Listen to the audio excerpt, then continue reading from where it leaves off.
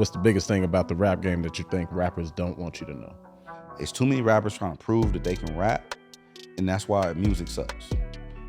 Because stop trying to prove to me that you can out-rap everybody and make a song.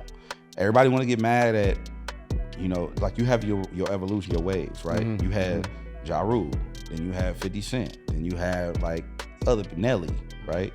Oh, and it's always corny because they're making songs. Mm-hmm. They're not trying to prove how dope they are at rap to other people.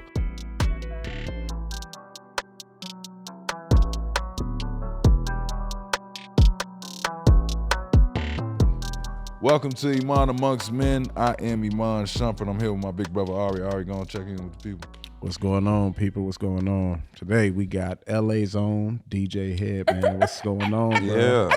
Hey, on the ones and twos. I appreciate. Nah, not today. I'm not DJing.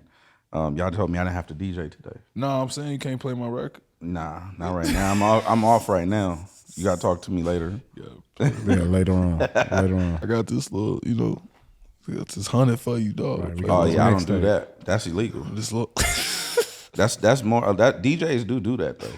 Oh yeah. I know they do it. I don't do it though. I don't take money to play records. Never you just gotta like the record. Yeah, and I don't even host mixtapes for that reason, because my brand not for sale. Like you can't pay me for host my little homie mixtape and we'll bag you out. Like it ain't worth the money to me. I feel like if I fuck with you, I fuck with you. If I don't, then it is what it is. Right. But yeah, my integrity not for sale. So you the guy to send music to, so we'll see if it's good or bad. I do that for everybody. Anybody that you could probably think of. All my homies' music. Oh yeah, from anybody you could think of, especially from the West, I'll definitely listen to the records first. Oh, so we can't be from the Midwest. No, you could be from. I'm just saying I don't have a relationship with them out there because they probably. Your bridge. Good to see you, though. There you go. Thank you. Good to see you. I'm your Appreciate you. I got a bridge for y'all, man. All right, we getting this started. The theme of today's episode: shifting the culture. I like that.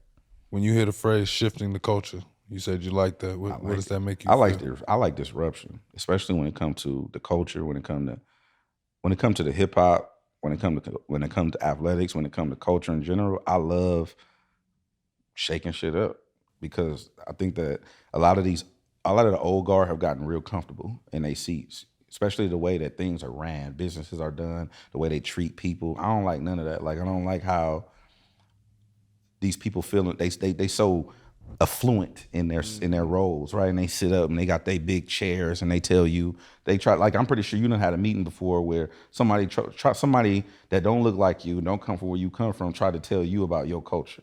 Oh, for sure. And it's like, bro, what you mean, bro? Right. Like I'm on turf every day, like. So for me, I love disruption. I like walking in offices where people walking around in sweats because now I can relate to that. I ain't never had a $3,000 suit. I don't own a suit right now today in my life. So I don't know. I can't relate to somebody walking around in a $3,000 suit. No, I don't do suits, but I don't. I'm at a point in my life where I don't. What if you got to go to like a wedding or something? I don't go to weddings. Oh damn! I hate weddings. Oh damn! Yeah, it's like you want me to fuck my whole Saturday off because you decided to love this nigga. Like wow! Oh wow! What? He married. That's why he looking like that. No disrespect. I said, nigga, I ain't coming to your shit. I'm glad you ain't invite me to your shit. I wouldn't have showed up to your shit. No, I'm just saying he got to waste his whole afternoon. Okay, I'm gonna exclude you because I know your situation. But I don't want no smoke with her. So let's be clear. Sorry. I don't want no smoke. Yeah, you know what I'm saying? Yeah. You know what I'm saying? I know my bread is buttered. But like, let's keep it real though. Like, do you want to get up and put on a suit and go sit in the sun because somebody decided to gather? Not sit in the sun. Okay. Do you want to get up and put on a suit and sit somewhere because somebody decided to marry another motherfucking holy matrimony? Yes or no? Yeah. You desire to put on a suit. I don't desire. That's what want means. But no, I'm saying like, no. You too general. I'm saying, what if that's his wedding? I didn't say his wedding. I said, wedding. He said, do you want to go? Do you, as a man, desire to get up, shit, shower, shave, put on drawers, put on a suit, okay, that you had tailor-made, that you probably spent money on, put on some hard bottoms that are not comfortable, True. Right? And go sit somewhere because somebody fell in love with another motherfucker. No. Do you desire to do that? No. Okay, then that's all I'm saying. So I would make the compromise. You my mans. If I'll go to your wedding, if you really want, Oh, you just saying that you ain't showing up in the suit. I'm saying no. I'm saying if you really want me to be there, it's like You know you doing it. it's like it's gonna be a favor. Like It's like, dog, hey, you want you me to owe listen me. to your artist or you want me to come to your wedding? You know what I'm saying? He go, You got one. You got Hey, man, fuck the wedding, dog. no. Keep it on the wedding. Have you ever DJ'd at a wedding? I've DJ hella weddings. I don't DJ weddings What'd no you more. wear? Dog, You are a what? V-neck Yo, to a I ain't wedding. gonna lie. You might got the most cross offs the list I ever seen. Real my shit. nigga. No, my homegirl Natalia, she works. She's with Big Boy in the morning. I would DJ her wedding. Ask her how I showed up to her wedding. If I'm working, I'm excluded from all rules and regulations. I'm production. I can wear all black. Oh yeah, that's cool. I'm production. Production. Oh, for sure. You know how should people have but it. you're not one of the niggas. But you like not- the comedic break at that point. If you no, that's it. If you don't have the suit on, you like the one guy that once he show up, he start playing the music, he turned his hat backwards. Everybody know we can take our jackets off. Like he allowed to do that if he the DJ. Okay. What I'm saying is, the overall why are we doing this shit? Why are we doing this 'Cause it charade? look good. Expressing the love. Bro. Okay, but like themed parties, right? I hate themed parties. Like I don't like Halloween. I don't like none of that shit. I don't want to be another motherfucker. I like being me. Why do I want to be you for Halloween? You know what I'm Because saying? it's funny. I like being me. But it's funny sometimes. If it's a joke, see, I'm with the jokes. If it's making fun of somebody, I'll make fun That's of what somebody. we do for Halloween. We was Blank Man and Yeah, but that's cultural Karate icon. Dude. That's like real. That's dope. holds that near Like dear. Damon Wayans Yeah, is cool. But like, bro, that's who we dressed up for as Halloween. That's what my wife wore a ball cap. again. I don't want no smoke. You know what I'm saying? I don't want no smoke. Moving along. Right. Yeah, I gotta move on. Okay. Oh man. Who were your favorite artists growing up? Favorite artists? Yeah. Ironically, I didn't really get into hip hop until like later on in high school. My favorite band growing up was Blink-182. They got me through high school. Wait, what? Yeah, I was a big alternative rock fan. Like I didn't really get into hip hop until West Side Connection came out. I'm being honest with you in real life because honestly, I'm gonna keep it real with you because I couldn't relate to none of the shit. Like I'm a square. Like I've never been in the streets. I never sold drugs. I wasn't a gangbanger. I was always the nerd in my hood that fixed everybody's game and phones and stuff like that. So you ain't never fixed like, no gangsters? No, I did, but that's why I was able to. That wasn't his life. That wasn't my life. Yeah, like I he was wasn't never living like it. hanging out in the streets. I wasn't like fucking with girls. Oh, you saying you just wasn't even outside? I wasn't even outside. I was outside, but I was outside with the nerds. Like I was a skateboarder and shit. Like we like wasn't Stranger Things type shit. not like that, but kind of. You know what I'm saying? Yeah, he didn't do the Dungeons and Dragons. And so like the shit. you know how like the way to look at it is how I explained it to. I was talking to one of the homies, and the way I explained it was you got the dudes like when Game came out, the documentary 2001, Dre, all that. When all that shit came out, you got them dudes was in the streets doing it, right? But then when Good Kid, Mad City came out, you got the perspective of a kid looking out the window at them doing it in the streets. That's me.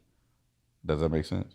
I was around all the knuckleheads, but I was never a knucklehead. Copy. So I couldn't relate to none of the music and then you talking about 90s, like it was wild. Especially out here. 98-ish going You in know what's crazy? Because we was in Chicago, I don't remember 90s music being that. We didn't listen. Because we listened to different shit. That's what I'm saying. We didn't listen Oh, it was to turned like up the out here. gangster rap movement that was going, like everybody talking about how it was crazy. And I was like, damn, y'all was really riding with Pocket Big. We Like, was listening dang. to Crucial Conflict. Yeah, and shit. they was talking about Oh, y'all was smoking backpacking and- yeah, so, like- we was listening to stuff that was like regular hood family shit. And Yeah, nah. See, well, for us, we liked videos, like we liked pain songs, like songs with pain. Yeah, no, loss, I don't like shit none. we knew about. Like, yeah, no. And if I'm keeping it real, like I was more in the bad boy, like, and I would never. I liked Mace too. I thought Mace was the I was coolest. more in the back because they was having fun, and I'm like, bro, I'm poor as fuck. Like we living and sleeping in the car and shit. I want to have fun, so I wanted to be more like that. And so I didn't get into like my real West Coast bag until like West Side Connection came out. I was like, oh, I'm on this. What was it? The horns? I don't know. You know what it was? I think it was the intro. Like he was like, bow down to the W. West Side. That changed my life. I was like, oh yeah, this is it. Like I'm pushing this West Coast shit forever. That's crazy. You know what? I've always loved that West Coast. It's like a It's like the It's a vibe. drums, and then that. What is it? It's not horns. It's I don't know if The it's worm. That what's it? like talking about That shit. Yeah, That we shit, call it that the worm. Ohio flanger. from the Ohio players. Yeah, that flanger sound, whatever. Like I've always loved. Is Like that the energy. Is that synthesized? It's a synthesizer. Okay. Yeah, it's It's like the it's a energy that it worm, but it's brings. like we call it a worm. I don't know how else to describe it, but I know exactly what you're talking about. Like it the got that moment it got that come little on. West Coast wine to it. Yeah, it just make you feel like you in an old school that's jumping. Like it just make you feel like your front tire's gonna jump. But It's a vibe. It put you in the mood. I mean, sure. I rock with like Midwest stuff too. I mean, but that was around when Eminem dropped, like 2001. Yeah. That was like the Slim Shady run, you know. Yeah. But that's what I'm saying. Like for us, it was like we wanted bars. Like when I first started, like basketball did me so weird because it was like back home we rapping, we analyzing every word. You got to know the stories. You got to know everything. As I played basketball, because I was the perspective of the kid that's like, I was in the house and I was told to do all this, but I'm like, but when I go play basketball, like I didn't even know he was a gangster till we was walking to the corner. Like you telling me don't hang with them. And I'm like, bro, he was just hooping with me all day. Yeah. I didn't even know he had it on him. Well, sports is different though. I'm like, he pulled out a gun. I didn't know he had a gun. Like, I didn't know. This man played with me every day. Like, he never talks about it. He's never said nothing about it. This is his only escape. But it was like, now I know all of them. So it's like, I go out, hang with them. That's how I was so mixed in. Yeah. So it was like music to me. When I heard that, I'm like, that's him. Yeah, but athlete, y'all different because athletes is when you're an athlete, that's your own coalition anyway. Like that's a fraternity that you're a part of, a brotherhood where like you unite. Like we gonna go run a pickup game, and like you know your usual suspects. You know, especially if you in a confined neighborhood or whatever. So like I think the athletes is a little different than music because music is more like it still get political. When you an athlete, it's like bro, as long as you can hoop. Bro, you could run low key. You know what I'm saying? I don't know if it was so politically sectioned off. Like, I mean, it's maybe once it goes to the pros, it's like no, yeah, but I'm saying if we giving this man a bag, he getting the shots. Right. Period. It's like that. But yeah, I definitely get what you're saying. It definitely ain't as political as a bunch of DJs can all just decide that shit whack, and it really ain't whack. But if it ain't getting played, nobody gonna know it. It ain't gonna be a hit. Yeah, well, that's the old way of doing it. Now with streaming, like you don't need anybody to say like, "Hey, this shit is amazing. Let me try it out." Because now the people gonna tell you if it's trash. Real talk. You can put it out independently. You know, Russ does an amazing job at putting his music out independently. He don't need nobody. He don't cater to DJs, radio, the charts, none of that. He just sold out the Hollywood Bowl. You know what I'm saying? By himself. So it's like that's crazy. That's crazy. That's great. Before the internet, like it was old school. Nobody had studio equipment. You couldn't do a podcast in a nice plush ass, hotel with white people walking around naked. Like you couldn't do this. You couldn't do this without technology. Right. And so I think in the music industry it's no different. Even when it comes to monetization, record labels can know what's working in real time with streaming services. They don't have to wait for diaries and ratings to come back and all that. Now, like mine could drop a song today and it start going crazy on the charts. Somebody gonna be blowing your phone up by next week. Like, yo, Jack Harlow dropped First Class. It went #1 in 7 days. That doesn't happen because all of the DJs started playing your record. People say that means that the people are fucking with your shit. So how would you explain the changing of the gatekeeper in hip hop? In hip hop, well, right now it's shifting over because one, the advent of technology, and two, people are just getting smarter and more genuine people are being put in position, right? So like my manager, my business partner, Salas, he had this idea like 10 years ago. He was like, instead of us trying to go through these gatekeepers, like let's just build new gates. So it's kind of like flipping it on them, right? Instead of trying to sit with the popular kids at their table, you just create your own table, right? And so that's how we kind of approach the music industry for the last 12 years. Like, instead of trying to be like, oh, I want to fit into what you're doing, I'm going to just tell you don't fit in with what we doing, right? We wearing sweats to weddings and shit. You don't fit into that. Shifting. You know what I'm saying? So, like, the changing of the guard is more like basically repositioning the gatekeepers and letting them know, like, what you're doing is antiquated, it's old school, it's out of touch. You're not the cool shit. Right. You're not the swag. You don't know shit. And now you got to pay more for it over here. And the philosophy is you can either fuck with me now or you can fuck with me later at a premium. But it's gonna cost you. it's gonna cost you, bro. That'll cost you. It's people who probably shitted on you trying to go hoop, trying to go to the league or whatever they, you know what I'm saying? And them same people want to, oh, can you come do a walkthrough? Oh, my daughter turning 16, can you come? Yeah, cool. But what's the rate? What's the rate? Oh yeah. So yeah, double that up. Double. It just is what it is. I'm not mad at that. So the changing of the guard in hip hop, I think that's happening as we speak. You got labels like Top, like TDE, right? I remember people shitting on Top because we all came up together. Like Top, my big homie, me, Glasses Malone, like all of us that were coming up in that time period. Even YG, like people was hating on YG. People would literally, these promoters that some of y'all fuck with out here, would come to the DJ booth because I was the young popping DJ in the city, right? I'm playing all the new shit during the Jerk and Ratchet era or whatever, right?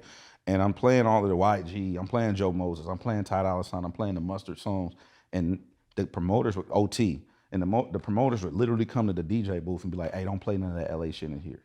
We don't want to hear that. And I'm like, bro, and them same promoters start booking the homies. So I would call the homie like, hey, bro, nah, he run it up on him because, oh boy, like he told me literally to turn your record off in the middle of me playing it in the club.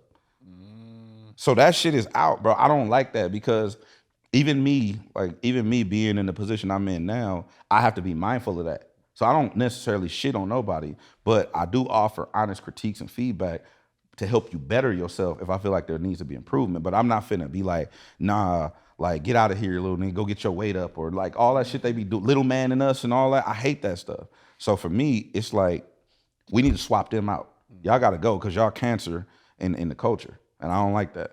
You saying you came up with Top and doing that. How would you, because it's a bunch of young, I know it's young groups, young artists, business minds that are linking with artists right now that are trying to figure out what is the right way to be spending their time and energy right now and working their way to that dream. It's a lot of people, I tell people all the time, the cool thing about me releasing music that I got to release it, I'm like, I already got a bunch of people that'll give it a click here and there just cause I hoop well enough for them to be like, I follow him already, right. Fuck it, I'm already here, let the video play. And it's like a hit or miss type of vibe. But I'm like, it's a lot of people that can't even get that many people to click it at once. Right. Otherwise, they song would have took off. You know what I'm saying? Like some people will look at it and see it only got one retweet and they can't get it. So if you had to shape somebody's mind that was young and in a position where they felt like we don't have a following, we don't have shit, but we got the minds together, where's the time and energy supposed to be spent? And honing the craft, building the brand and making sure it sound good. Like nothing is worse than having a crazy budget, a big stupid ass video, a marketing team, a social media manager, and the record is trash. Product is trash. You know what I'm saying? It's like the cannabis business. I know hella people with amazing packaging. Man, they come in a water bottle and the top spin off. It's called liquid. Like you know what I'm saying? You got a crazy marketing plan, but it's trash. It's some mid, it's some boof, whatever. Like, bro, come on, bro. Like, thought you didn't smoke, man. I don't smoke, but I know about it. You know what he's supposed to know. I know what I'm supposed to know. And I'm looking, and I'm like, I want to be involved in the back end investments. But anyway, that's why you know it. That's why you get through your nose. Mm-hmm. So get in your nose. So he only laughing because he know the movie. All right, go ahead. The thing is, like, when it comes to like the music business, though, people should be spending their time in investing in themselves. Because if you're not investing in yourself, then I'm not gonna give a fuck either, right? Mm-hmm. And a lot of times these artists we call them fast passes. You know, when you go to the amusement park and you use go to the front of the line, that's what they want in the music business. Oh, well, everybody think that because I'm DJ Hed and I'm on the radio or I'm doing TV or whatever, I could push a magic button and make them rich, famous, or make the world love their music. It don't work like that, bro. Like it take you 10 years to be overnight success. So it's like, if you're not really putting that time in and investing in yourself, or if you don't even know how to ask the right questions, that's when you kind of lose me. Like, don't ask me to play your song on the radio. I have way more information that's way more valuable to you than you asking me to play your song on the radio. Like, how can I sync my I know a music supervisor. Yeah, the music supervisor can put your shit on the Kardashians, or music supervisor put your shit on Ozark. That's gonna bring you way more residual income than me playing your song at midnight on the radio. Right. You know what I'm saying? So it's like, those types of things being tapped in enough to understand the value of who's in front of you. And I act like, yo, Iman, you want to invest in my weed business, or yo, you want to invest in? Man, I'm trying to do this basketball camp. It's like you didn't get a million of those, but somebody walk up to you and be like, yo, I see you doing the rap thing. I got this new show idea that I'm pitching. Got a deck. They got a deck built out. It's like, yo, would you be interested? You know what I'm saying? It's like you could tell a thought went into this, and it's not just somebody trying to do a get rich quick scheme. That go back to education too. Like, I feel like if you're educated, you can do what he said. You can catch stuff like that. Like, you can keep people at bay and keep them in the right mindset, so they're not thinking like, oh, we can, I'm with DJ Hed. I linked up with him yesterday. He gonna get, he gonna play my shit tomorrow. And it's like, no, you can't think like that, especially as like a budding artist or somebody who's trying to get that shit out there. And I can't play what I want on the radio Exactly, anyway. Right. I was just gonna say, you don't choose like, that. Bro, if it was up to me, I'll be playing nothing but the homie shit. Right. Right. Nepotism. Can't do it. Like, right. I wouldn't be playing like, anyway. No, how do you feel about your role in landscape of hip hop? Like, in the landscape of hip hop? Yeah, like if you had to say, I don't know, like I wouldn't say grouping yourself, but I would say like, what's your niche, so to say? My niche is authenticity. Like, I hang my hat on authenticity. I wish I had that Swing the Morton button for the claps and cheers that he ain't got. We're gonna work on that though. Yeah. We'll do it in post, man. Put it up there. Authenticity. I feel like do it in post. that's lacking. Like, authentic. Like, I believe I always preach this to everybody. Like, cause I mentor kids and interns and shit. I'm telling them like, nobody can be you more than you. I think I just told you that. But like, my thing is, I can do things that other people can't.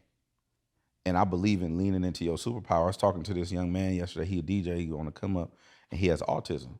And he was like, man, I have a disability. He was stuttering. He was fucked up, right? And I'm telling him like, bro, that's your superpower. That's not a disability. He was like, what you? I'm like, bro, they call me Hed, bro. You know what I'm saying? Like, what you mean? Like, you think I want to be called Hed, nigga? You know what I'm saying? We was gonna get to that. You know what I'm saying? One of my Like, questions I was finna say, like, is it HED? yeah, well, the quick story is the homies just wouldn't call me Aaron. My name is Aaron. They like, nah, nigga, your name is Hed. Look at your shit. Look at your head. They just wanted to You know what I'm ride. saying? They was like, no, your name is Hed. So I took the A out because I was, again, a nerd, and I whooped everybody's ass at video games. So the old school, like NBA Jam and all that stuff, you get 3 spaces. So I just took the A out. It just became HED.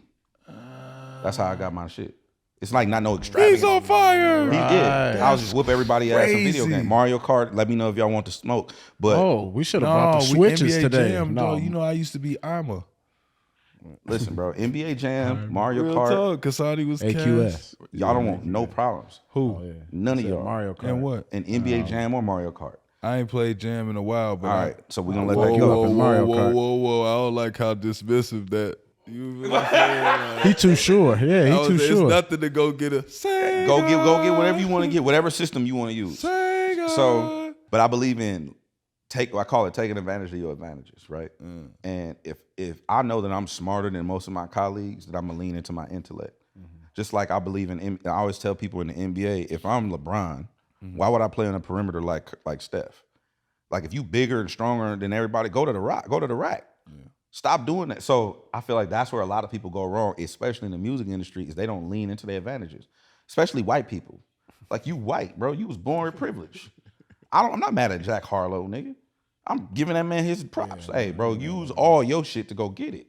Because ain't nobody going to give it to, unless you white, they give you a little bit, but still, the record still got to be good. Yeah, for sure. You know what I'm saying? He got a good sound. But outside of that, like, especially when you look like us and come from where we come from, and you 6'4" and you can hoop like a motherfucker, why are you not hooping and smashing on niggas? Like, don't go be a valet parking. Little ass cars, you can valet parking the cars. Like, bro, like, I feel like a lot of people miss the mark, and it's just really about paying attention and taking advantage of your advantages. So my thing is authenticity. I lean on authenticity 100%, like I just told you. And I know that a lot of the media people and DJs from LA can't do what I can do. I done been in everybody's hood that you can think of. You can't name a hood that I ain't been there or know somebody or DJ. The homie passed away, his going away party, a funeral. I done did it all, like in every projects, all of them. And I know that when I say they, I mean people who are looked at as my peers can't do that. They can't do that, and they won't do that because they not authentically from what we from. Exactly. You got to be able to talk that shit. But taking it back to the DJing, like when did you first realize that's what you wanted to do? I never really wanted to be a DJ, if I'm being honest. Like, my big homie Glasses Malone just told me, he kind of punked me one day. He's like, hey, you finna be my DJ, cuz. And I'm like, nigga, I don't DJ. He was like, well, you gonna learn. You smarter than everybody I know. And I'm like, all right, well, guess I'll start DJing. Yeah. Like, yeah, because Bro, what type of nerd? Take us through that. Like, how okay, did that so start? I was You see how calmly he said, I've been trying to learn how to DJ That mean for he like 3 just- years. yeah. And I've been trying to get the actual like mixing and fading back and forth. So I was doing college radio at the radio station in Cerritos College, and my show just I was always hosting I was a host. So I was a radio host, and I was hosting all of the parties in LA and Hollywood and shit coming up, like when I was 20, 21, 22. And I had hella people come on my show. College radio is not made to hold that kind of programming. Like there was people in there hating on me being boring. Like, today in the student health clinic, we're giving away free flu shots, and I'm in there playing Dre 2001. Like, I'm going crazy, right? And I'm having interviews. I'm having comedians. I used to go to the Laugh Factory. Shout out to Pookie Washington. I would go to the Laugh Factory on Sunset and just go to and sit there. Shout out my nigga Ben. He would always let me in free because I couldn't pay. I didn't have no money. And I would just look at the comics and stuff. Red Grant. I'm like, oh, Red Grant, funny. So I would catch him coming out of the Laugh Factory. Like, hey, I'm a college student. Would you please come on my radio show? And just beg them, and they would come through all the way out in Cerritos. And it's like an hour drive from Hollywood. And they would come out there and do my show. My show got booming, and we start crashing the server. I got the school fined. I got kicked out because I was just doing too much. Like, then I would go to the promoters because this is during the hyphy movement. So E40, Short, the Pack, all of them would be coming to LA. The Federation, they'd be all in LA. So I would go to the promoters and get tickets. Like, hey, bro, I'm gonna shout your shit out on the radio if you give me some tickets. So I'm giving away the same tickets that Big Boy giving away. You know what I'm saying? Like, I was hustling. And then so as I'm building my radio show, I start having people come through, and Glasses and his brother Pooh was one of them, and they came through, and it was like, they was with Game and Black Wall Street at the time.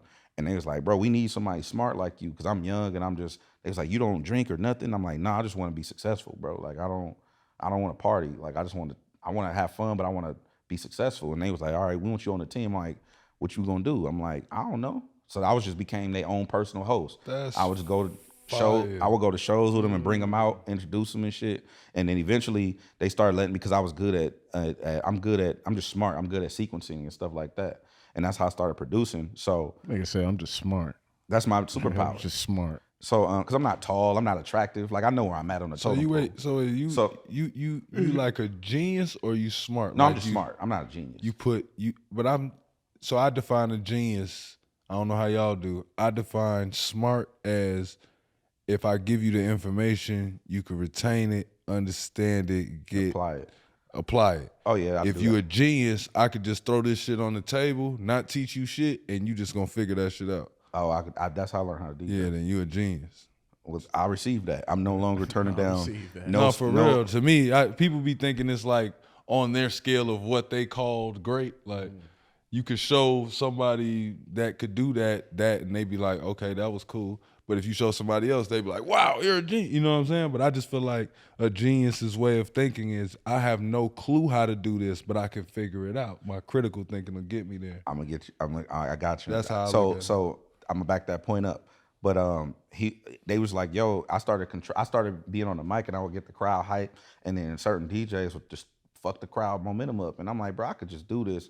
And then one day he told me that, and I was like, all right, I'm gonna learn how to DJ, because I always was intrigued by it as a craft. But I never even took the name DJ until I was fully versed in, like, I learned on the turntables. Shout out to DJ Dents and DJ Cali and DJ BAD. Like, Dents DJ for the Clippers now, but he was the dude in LA, like on the radio doing all the clubs, and like they put me on. Like, they really like helped me and let me learn on them. They let me carry their crate. Just before Serato with the laptop, I was doing vinyl, and I just kind of built my shit like that, and I was doing that. And to your point, I couldn't afford equipment, so I had to learn in real time.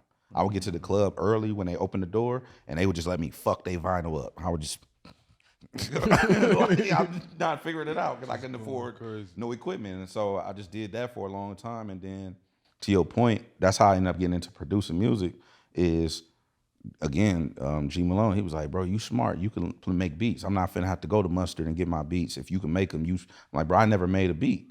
And so, like, I think the second beat I ever made in my life was a hit record. I be knowing, man. So you might be a genius, bro. I received that. I'm no longer turning down any spiritual affirmations. Real talk, man. That So was is it just a fact. sober? Do you eat bacon? Do you eat bacon? I don't eat pork. You don't eat pork. You don't I gave up go- pork, but not because of religion, because of a bet. I lost a Don't bet go like to 15 weddings. years What? ago. Wow. So how long does a bet last? Life. Wait a minute. So you had to. So you love bacon, I loved it. and you had to give it up because you lost a bet for. Yeah, you know who Cam is? West Coast Cam. He an OG. He an OG in the game. His brother, they Muslim and shit. So me and the homies would go Chili's. You ever been to Chili's? Yeah. Chili's, bro. Well, you rich. So, you been rich for a Nigga, long you was time, broke bro. with me. But I'm just You saying, went like, to Chili's. we would go to Chili's, bro. Oh, Chili's used to have the Applewood bacon, bro, and we just order plates of that shit, and like we order salads, so it would be protein and salad, right? And we just order big stupid plates of the Applewood bacon, fire. And so the homie was sitting there one day, he was just judging us with his eyes.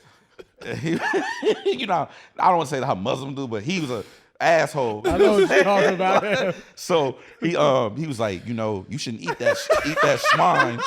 I'm like, eat what swine, bro? What you?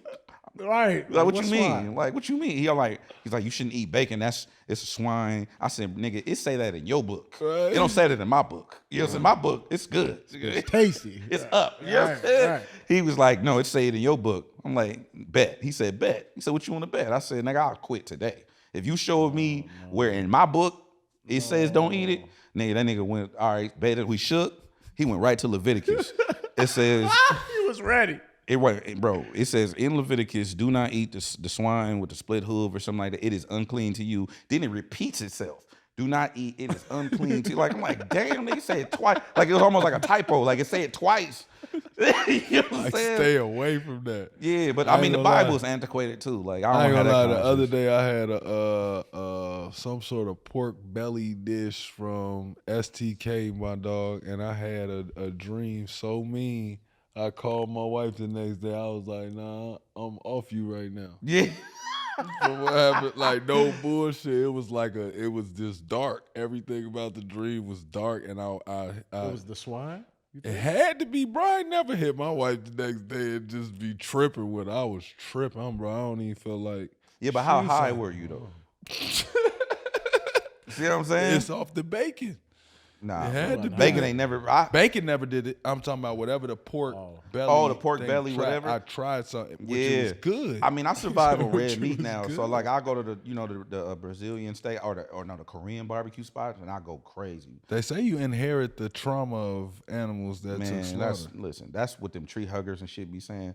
I don't know if that's true. I Once don't you either, dead, but it you would make dead. Like, thank you, appreciate you, cow, Yeah, moo thank moo, you. bro. You taste great in some soy sauce. Grass And some- fed. yeah. Right, he still got standards. Like, you can't just eat anything. We go dive into Homegrown Radio. How did it get started? Have you? Yeah. What have you seen it become? Homegrown Radio was founded by my partner Chuck Dizzle. He was doing, so at the same time I was doing radio at Cerritos College, he was doing a weak ass show at Long Beach State. And so he had Homegrown Radio, he was doing his shit over there, and like we was kind of both on the same type of time. Like we really West Coast advocates, like we really about LA and West Coast shit, and he was pushing his line. My homie, rest in peace, his name is Smarts. He was like, hey Kush, y'all should link up. Y'all do the same type of thing. And I'm like, man, I'm arrogant at this point. I've got tickets going. I done crashed a server. They done kicked me out of school. I feel like Pac. Like, Can't tell me nothing. Yeah, I'm not doing nothing with that nigga. Like, so Competition. Right, he could be doing so something with me. we end up linking up one day. I want to go into his crib. He was doing Homegrown out of his apartment. And so we just linked. We did that first show together and we never left. That was like 2009. Yeah. So we've been together ever since. Dang. And Homegrown now, we started off in his apartment, in his bedroom, just broadcasting. We had like 9 to 11 listeners a week. Give it to me. What you got now? I don't know. To be honest, He don't even know. I don't know, but we gotta ask Broke Sparkle. that server But too. 2 servers. so we Right. would so we would go One live. school. We would go live on this. He had this old fucked up laptop. And it was just like it was to where the hinge was broke, so we would prop it up against the fan. Oh, it wouldn't even stay open. It wouldn't even stay up. And so and that's how we would go live on this thing called Ustream back in the day. And we would go live on there, and we started just doing hella shows out of his apartment. And like that's how we kind of got booming, because back then the radio station Power 106 was the only hip hop station in LA, and they wasn't catering to hip hop. This was during the LMFAO fist pump movement. So remember Usher was waking on OMG and that whole wave of the fist pump music, party rock anthem, and shots. Like every day I'm yes. It was during that era. So that's what the hip hop station out here was playing. They was because they were competing. So you was 96 booming. shit. That's right when I went to the league. Well, Yeah, right around 2011 and shit. Yeah, 2010. So we was doing Homegrown out of his apartment at that time, and it became the only place in LA or in the West, or really in LA, for people to go to do hip hop radio. And we did the first, anybody that you can name, we had come through his apartment, bro. We actually did, shout out to my dude, DJ Ski. I know DJ Ski likes to take credit for this, but I never said this publicly before, but no, Ski, no. So we did the first, we did the interview in Chuck's apartment where K-Dot changed his name to Kendrick on his couch in his apartment. We did that, and it's on YouTube. It's documented. We document our whole history is documented on our YouTube page right now. If you search YouTube Homegrown Radio, it's 3 separate words. You can go all the way back to 2009 on our YouTube. That's fire. production, pull it up.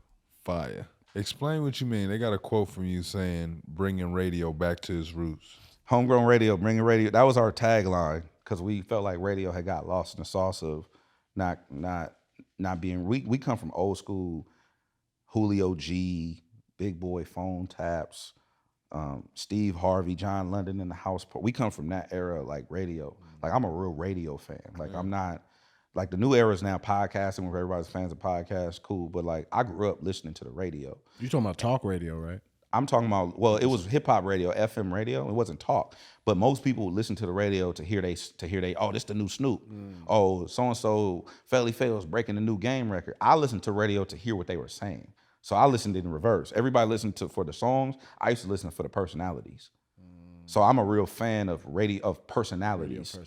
Podcast, radio, media, YouTube, Instagram, whatever you showcase who you are as a person and people being authentically themselves. I'm a fan of that. The music is secondary to me.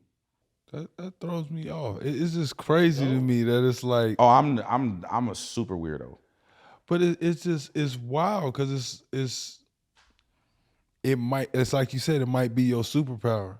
Like I'm telling you the truth, bro. Because you look at it opposite, or you'll look at stuff so different. It might be why you might have just a fresher ear for music. Like, do you go around all day just listening to music? Not at all. So you ride in the car quiet? Silence. I actually, if I'm keeping it, you want me to keep it real with you? Yeah. I listen to audiobooks. I consume a lot of books. Because I just feed my brain. Education. I went through this spiritual enlightenment.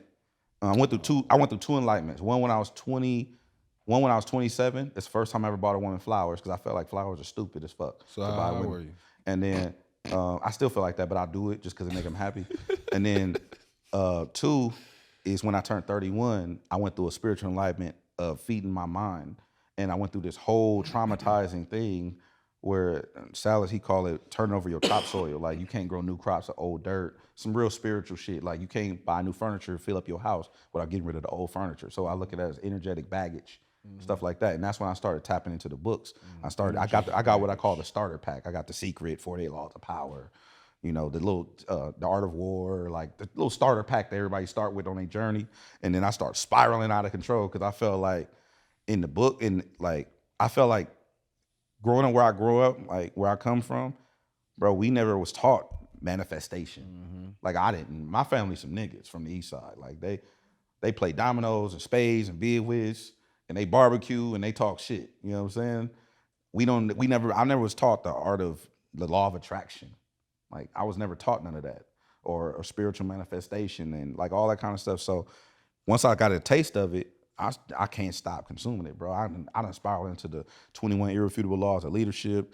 I love Mark Manson. I love, the 4 agreements. I love like and then finances, fucking Rich Dad, Poor Dad. Like I started doing all these books and I felt deprived. I felt real angry because I felt like, bro, why ain't nobody telling me it was all this information out here in these books? Like it's a lot of game in these books. Read it. And yeah, but you know the saying, you want to hide something from a nigga, put it in a book, right? And so I felt so, you ever been hungry? Like, and it'd be like 6 o'clock at night and you ain't ate all day? That's how I felt about information. I felt like somebody just starved me of information my whole life.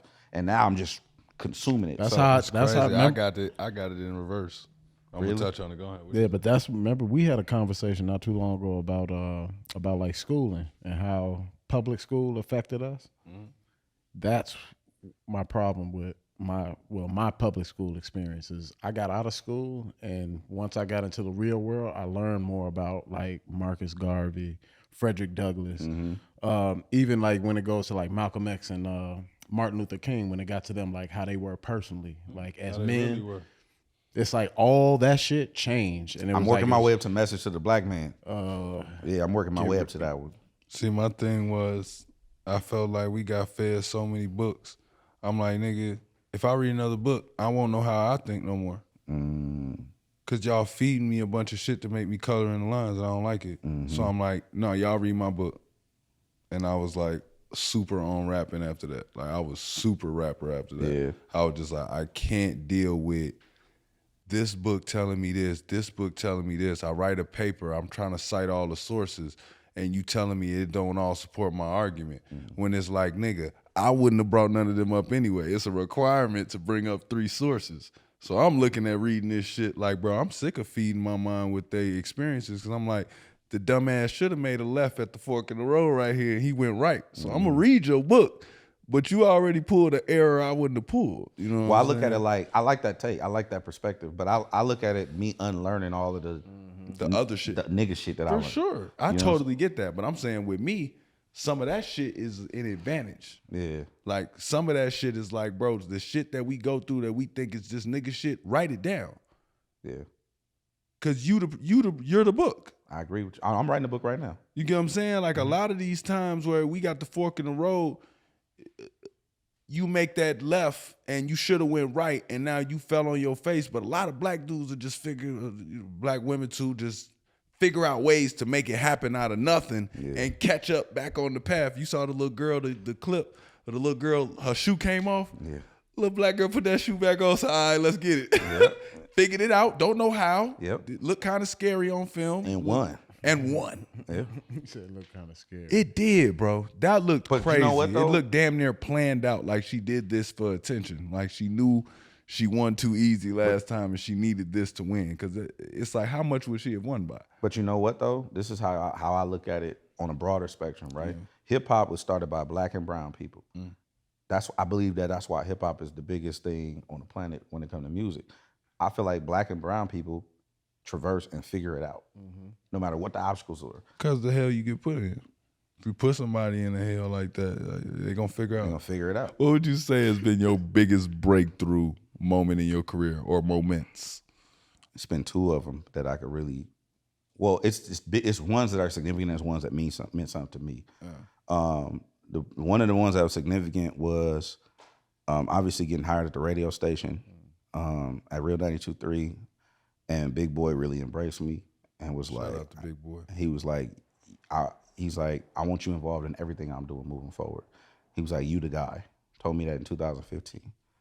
He was like, you're the guy.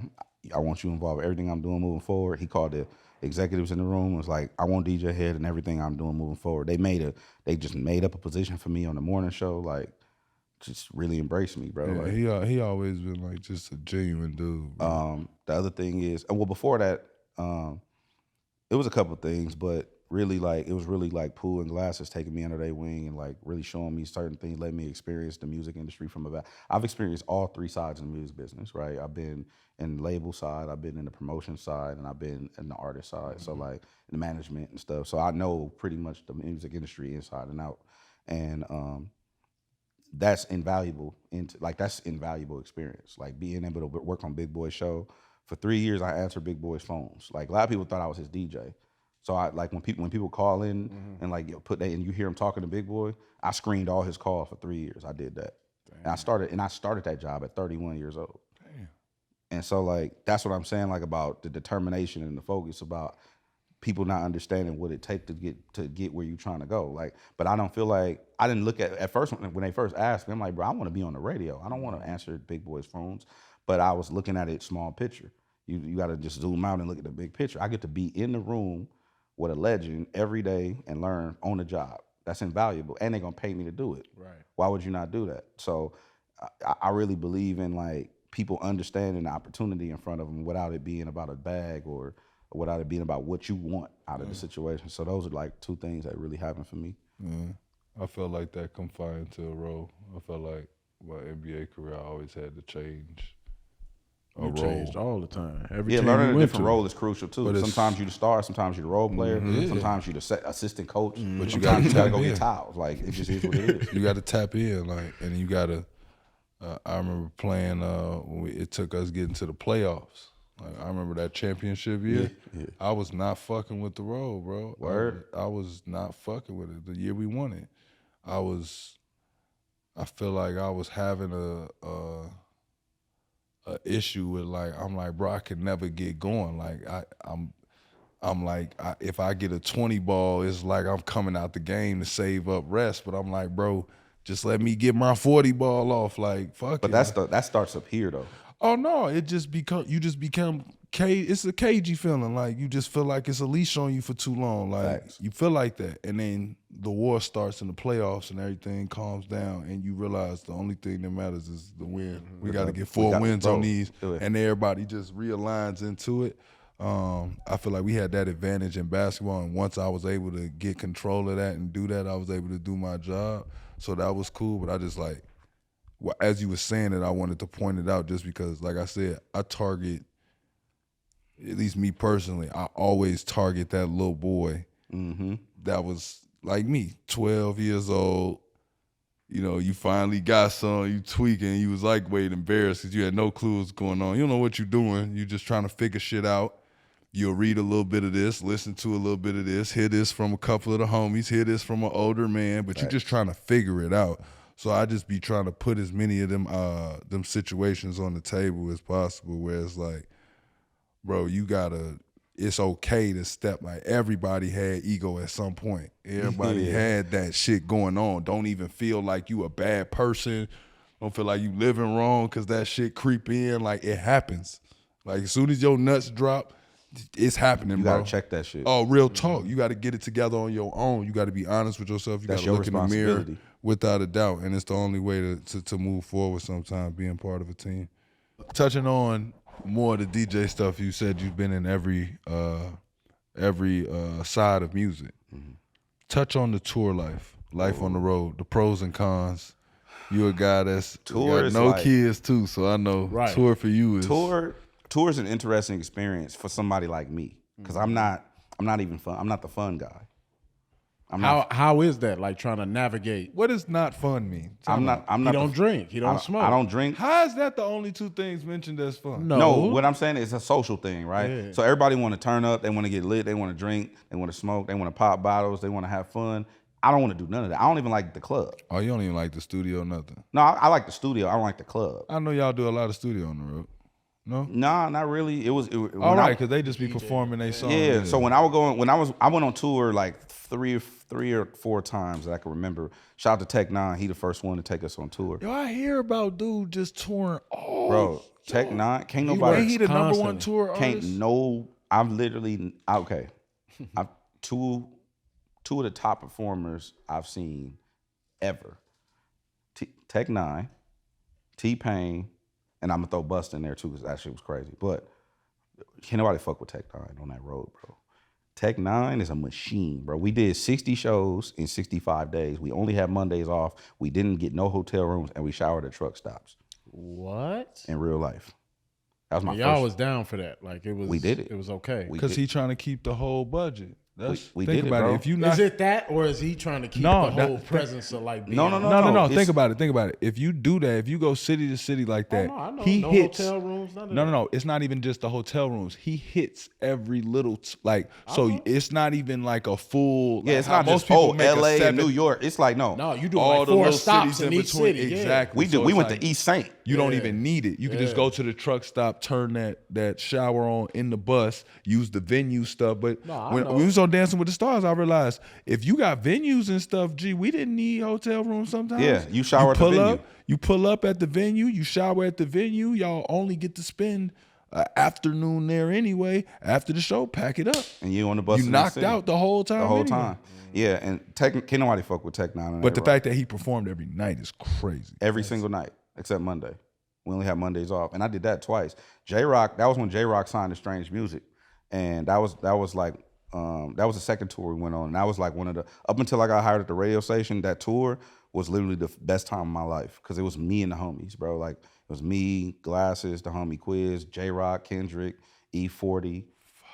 It was called the Independent Grind Tour 2010. You could look it up. That was the best time of my life. We was broke as fuck, but we was together. Like the homie Mixed by Ali, like we was all on the road together, and we was eating noodles and sandwiches. But y'all was building we was building it, bro. Like, and it was like that was like one of them things where if I could really go back and document that for real, like I got little videos here and there, but that was one of them things that I wish I really would have had a documentary about because that tour taught me a lot of things in different ways, right? The first tour we went on Tech Nine, it was with Slaughterhouse. It was me, Glasses, Tech Nine, his crew, and Slaughterhouse. That was the first tour I ever went on like that, on the bus and all that. And we had to stay on the bus. We had to stay on the bus with the crew because there was no extra room. So we slept on the bus with the crew, with like the stage managers and shit. And then the second one was with Kendrick and them, and that was like a brotherhood thing because E40, we was out there and we was on some West Coast shit with Midwest dude. Right. And then that was like amazing. Like, if I'm being honest, like that was like super dope because one, you got to see everybody work on their craft, develop their show, work on their breathing, see what work, what don't work. And you really get to learn about yourself. When you start hitting the road and hitting them little small cities like you was talking about, like you realize you're not that nigga like real talk. Yeah, you know what I'm saying? We did a place called East Saint. And I know you probably know, but when you go to East Saint, that's like a place with no like public services and shit. Like, you know what I'm saying? They don't have like a post office and like regular stuff. Like it's like a real ghost town, abandoned like almost place. And then we go to other places that's Modesto and like these other little small markets, and you get to really learn like, okay, I need to really engage with people and hand-to-hand combat when it comes to promoting your music, getting your merch, like signing CDs. All that stuff is important. So the toured life is really like, it's a special kind of individual that can do that. And I think that Tech Nine does it well. He was doing like 290 shows a year, some crazy shit. It was insane, bro.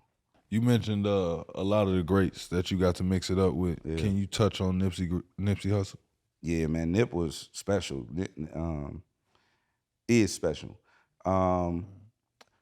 Nip like was somebody that I kind of looked at as like an anomaly. Like he's like the same thing as Kendrick, not in the rap, not in hip hop, not in music. I look at them as like one of one, right? And those are the people that you look at as an anomaly, where you only get one of those to look at per however long a generation or whatever, right? And what I look at that as something you can't reproduce and bottle up and resell. Like you can always have another this or another that or not, but like people that's special is different. And Nip was one of them people who was always thorough in his intentions, and I felt like that's kind of where we connected because I'm authentic, he was authentic, and our bond was more like based in authenticity than it was about music or anything like that. He just fucked with me because I would have conversations with him that other people wouldn't have. Like I ain't gonna lie, like what? Talking to us. Like what? What kind of conversation? Just about like I've told him some things about his music that were uncomfortable. Like we've had like, cause I said I critique everybody. Like if you have me pull up to the studio, you know what type of time that we on. Like I wanna fuck the label, fuck your A&R. I wanna pull up before you mix. So that way I could be like, hey, look, I know what they looking for. I'm in the buildings, bro. Use me. I'm in these buildings. I'm helping them curate the festivals. Before y'all even master this. Don't even mix it yet. This and this don't work. Take this off. Yeah. Got you. Yeah. So like, and that's how I met Bino. I met Roddy like that through Nip, and so I wondered. It was really over the summer before Victory Lap came out where we really got to really build, because me and Silas would pull up there every day, and we would be in there, and Mike and Keys and Mars and. We'll be all in there working on shit. BJ, the Chicago kid, had his. They had one studio. So downstairs was Nip's studio, upstairs was Mars' studio, and BJ, the Chicago kid, they all had a studio. Mike and Keys was downstairs too. So they all had this one building, and we would just be there every day, like, and over that. And then they were working on Victory Lap, and Nip would just come in the room and see me in there, like help, like work going over Mike and Keys with the beats and stuff like that. And he respected it because I wasn't there to like, hey, I'm here with Nip. I'm like, bro, I need you to win, bro. And I know Mike and Keys and Mars produce all your music. The key to the music industry, people don't realize, it don't start with the artists. It start with the producers. If the producers ain't making some shit, how you gonna rap over, like, it ain't gonna work. So we start with the producers always. That's the fundamental foundation of hip hop, right? And we were working with them like, bro, stop running away from mainstream success. It's available to you. And that's what I had to explain to Nip. Like Nip, they had all these these things about like radio ain't gonna mess with us, and we independent. We don't need nobody. It's like, why would you shun something that's available to you? Right. If Uninterrupted is available to you, man, why would you not explore that opportunity? You know what I'm saying? Like, not just because I'm keeping it real, I'm going independent, I'm doing my own thing. If it's available, let people fuck with you if they want to fuck with you. We feel like that about shit sometimes, especially him. Yeah, so I'm saying, so that it's really like that cage he was talking about. It's just a mentality, and you gotta let that shit go. That's trauma. And so I'm like, bro, don't turn this down if it's available to you. And so I would explain to him, like, in Nipsey specifically, I'm like, bro, your brand is bigger than your music. Like, your name is bigger than all your songs. Now we just need a song to catch up to your name, because you don't have no over-the-top hit records. And he didn't, if I'm being honest, at that time, right? Before Victory Lap, there was no over-the-top Nipsey hit record that everybody was like, oh, this is the shit, right? Universally at one time, that didn't exist. People fucked with him and people supported him, but it wasn't a unanimous thing. Right. And so that's kind of those are the conversations we would have. And then one time, it got uncomfortable because I told him about himself, and he respected it.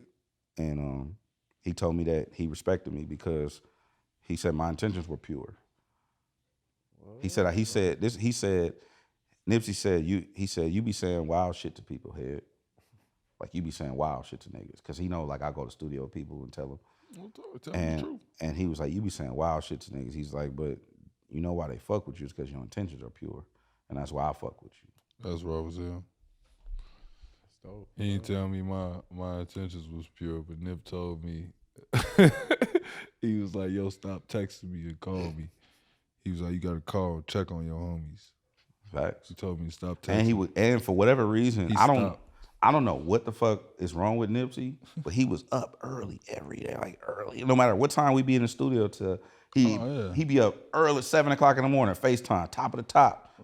Hey, what's up? Like, nigga, what's wrong with you? It's weird. 7 o'clock in the morning. Never. Like, I want to talk to you. We just seen you. I don't want to talk to you at 7 o'clock. I don't want to talk to nobody at 7 o'clock in the morning. I'm no good. And I ask you if you like. He'll ask you about that record y'all heard before you did. He'll ask you about no bullshit. He do me up like that. That's raw though. I always thought that shit was raw. He said he was thorough. That shit was so cold. That's literally the definition. I was like, bro, look at this. I'm like, man, I text you, your ass ain't pick on your phone. He like, man, call your homies, check on your homies. Thorough. Shit was crazy, bro. Yeah. We like to ask all our guests at the end of the show, what are you working to improve on yourself? I want to be a better human. Better human. I want to elaborate. I want to be a better person. Like, I lack empathy. I'm working on my empathy. Oh, we can tell. Yeah, I don't have a lot of empathy, bro. Especially for people. I like it though. There's something about it. No, for real. It's so refreshing, my nigga. No bullshit. Like, if don't nobody thank you for this shit, my nigga. I don't like being lied to, bro. I don't like it. And I hate my awareness and my ability to pick up on when somebody, I'll be like, God damn, I wanted to like you, bro. But now you lying to me. I could feel it. Everybody could feel it. Nobody gonna say nothing, but I'm not fucking with you no more. The women that I choose to deal with me, they don't get upset because they know that's me. Like, and I met them awkwardly, and I continue to be awkward. Hey man, listen. If you're now tuning in, man, we sitting down with my man DJ Hed. That's H-E-D, and he is one of the funniest men I've ever met. West Coast, we out here. Hey man, every show I like to tap in with my fans on social media to answer some of their burning questions that they don't get to ask because they probably not gonna walk past me and shoulder check me on the street. Ari, what Or we you have gonna with smack him the today? shit out of them. No, I'm not gonna smack my friends. I'm not gonna smack my fans because my fans are my friends. Yeah, okay. Ari, So what's the question of the day? This one comes from Instagram. The question is, what's the biggest thing about the rap game that rappers don't want you to know? You start learning, like, when you first come into rap, it's like you said, you want to impress other rappers and shit. Like, you want everybody to listen. And it's like, bro, getting this person to listen to the song or doing that is not helping you. Like, you got to figure out who's listening to rap music, who's listening to new artists. Like, you'll be able to find the people that got the SoundCloud app. If they got a SoundCloud app on their phone, they looking for new artists. They like go around and browse or whatever. Like, Low key, that's true. like, yeah, if they got that, if they got live mixtapes and all that shit, they looking for new music. Go. That's who you need to be rocking with. You don't need to be rocking with these blue check niggas because they right after they click on your shit, they turning that shit off. Blue checks. And they hoping that your first song sucks so they could laugh. I was one of them blue check niggas. I ain't gonna lie. I'm definitely guilty. Guilty, but I'm honest. As you should. But I'm honest. I would definitely frisbee your shit after the first song. I feel like the first song should make a good impression. I know a couple people probably frisbee my shit. It's just my issue is niggas lied. And instead of telling me, y'all frisbee that shit after the first record. Yeah, but you could Niggas be actually like, rap, yo, you though. could rap. No, I ain't gonna lie to you. I'm gonna tell you right now to your face, I didn't know. That I could rap? Yeah, I was pleasantly surprised because I thought your shit, because like, you know, a lot of NBA dudes and a lot of like You can say it. You can say it. No. It's oh, that. no. Some of this shit be abysmal. Yeah, okay. It's abysmal. It's Word atrocious. fake. Atrocious. Yeah, atrocious. Atrocious. Shout bro. out to our pops. He love that He love word. atrocious. Bro. He love atrocious. And it's like, you know, like everybody, like, come on, bro. Like, hit the 3, go to the showers. Right. Right. Real talk. Stay in your lane. Like, I'm not here. Go to the showers. You know, do your layup, nigga. Which do one your was post it? game? Go home. Like, don't go to the studio, bro. Like, because it's just like, bro, what are you doing? Like, you, for what? Which one was it? It was the what you call it? The last one? I don't know what you're talking about, but I do know that Shaq got a platinum album. No. Yeah. Club Twism. But that's who? Shaq. But see the thing. This is what I'm saying about you. That's the thing that we saying about the audience though. He drove it to his audience. He put out that that movie came out. Yeah, it was like, all coincided together. It was But all what I'm saying about packaged. you though is the reason I was pleasantly surprised is that like it seemed like you took time to learn the craft. I can tell that you have an appreciation for the art form. You're not doing it because you're not doing it to feed your ego. You might be part of that, but it's really, I could tell that you actually care. Yeah, I actually thought You actually this think would work. I thought rapping was it. I thought hooping was. But not I'm just gonna saying happen. that when it comes to the art of rapping, it's an art. That's why I studied it like that though. That's what I'm saying. I could tell that you are meticulous about the craft.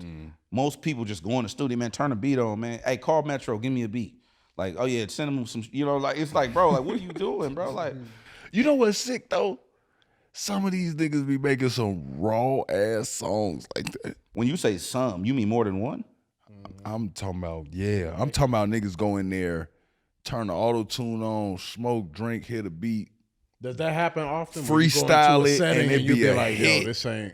Oh, all the time. Oh, okay. All the Okay. time. Yeah. I do that all the, that's not even abnormal for me at this point. Now, like most of my homies, Roddy and YG and all these people, they call me and I go and I listen before the label because they know like He gonna tell me some I'm gonna shit tell they you some want. shit. Like I know what people looking for. Two, I'm also give you alternative ways to market your music. Like, oh, this would be cool for a sync. Shout out to the homie Calmatic. He's shooting White Man Can't Jump right now. This would be cool for the soundtrack. Shit like that. You know what I mean? What's the biggest thing about the rap game that you think rappers don't want you to know? Rappers don't want you to know? Yeah. They really want the affirmation from other people, like what Iman said. So they care about. They want other rappers to say that they're dope instead of just making a jamming ass song. Make a fucking song, bro. It's too many rappers trying to prove that they can rap, and that's why music sucks. Because stop trying to prove to me that you can out-rap everybody and make a song. Everybody want to get mad at, like you have your evolution, your waves, right? Mm-hmm. You had Ja Rule, then you had 50 Cent, then you had like other Nelly, right? Oh, and it's always corny because they're making songs. Mm-hmm. They're not trying to prove how dope they are at rap to other people. If you go back to the origin of music, right? Just the origin of music, not even in the music industry or nothing that we think about today. Just go all the way back to Africa. Music was for a purpose. Mm-hmm. It wasn't about lyricism. It wasn't about metaphors or punchlines. It was about moving people. Whether we were going in a battle, whether we were celebrating a wedding, it was niggas beating on drums and us dancing and moving to it. People want the jam. Give us the fucking record. Stop trying to prove to me that you can rap better than Nas or better than Iman. I don't care, bro. The average person does not care that you can rap better than this person or that person. The average person, I always tell the homies when I go to the studio, right? The industry and the critics, they want art. The people want slaps. Give us the slaps. That's it. That's the tweet. For everybody that don't know what slaps are, I had to learn that. I'm sorry. Give us the joints. We want the hit bangers, the hits, the number ones, hit all records. that. Before we let you go, do you got anything you want to promote? Anything you want to shout out? Yeah, I'm the chairman of the board for the Media Advisory Council, Boys and Girls Club. Holy shit! Boys and Girls Club. Shout out to the Boys and Girls Club in Metro LA. You know it. I really heavy in the community. And we building a media center for the kids to learn podcasting and music and production and audio and all that. I think that's a big initiative. Look out for that. That's not open yet? It's built. It's built. We just got the contractors. The first one, it's going to be at the Challengers Boys and Girls Club on 51st in Vermont in LA, South Central. That's dope as hell, bro. Yeah, bro. No bullshit. When it's ready and shit, if y'all ever need guest appearance, I'm for sure calling that favor. Oh yeah, I'm for sure. No, for sure. Yeah. I told you anything for that kid. Yeah, I'm really into the youth. I do a lot. I go to schools shit. and talk to kids all the time. I do that too. Because I feel like kids are more honest than adults. And I can have more real conversation with kids than I can adults a lot of the time. And you can make an impact like now. Like most of the time they haven't heard and experienced all the bullshit. So it's like you still got them while they're in that, malleable mode where you can still mold them. And they be outside. Right. And most adults though, they done got their own experiences. They done got bitter about certain shit. Yeah. I might have something coming soon that I might be able to tap in with you. Can't talk about it yet. But I'm on TV. Make sure you tune in to TMZ Hip Hop Monday through Friday. Check your local listings. We national with it. Damn, I need some like flex bombs or something. Boom. Yeah. Do the radio, Homegrown Radio podcast, Real 92.3 every night. Yeah. And whatdresscodela.com to get the merch. What dress code? Okay. That's literally Keep dropping. West Coast Confidential show. This is the most interesting man in America, dog. West Coast Confidential show that we executive produced. Shout out to Gina Views and Crystal the DJ. We wanted to put two black women in the forefront of hip hop conversation. That's dope. Because that's never been done. It's always a male co-host. It's always male influence. So we let the girls do their thing, and that's really important to us. And support black women. That's dope.